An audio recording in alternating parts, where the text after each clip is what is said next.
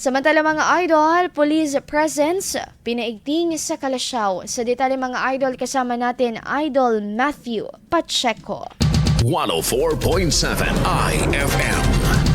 Report!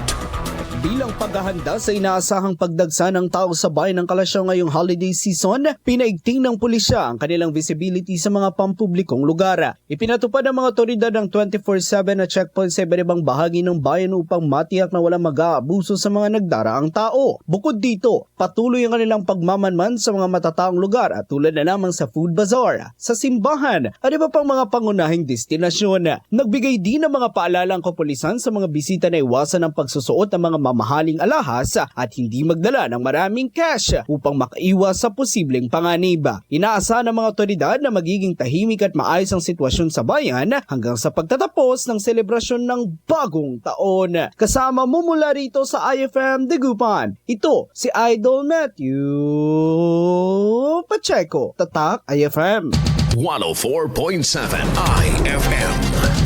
Report! IFM News. IFM News. IFM.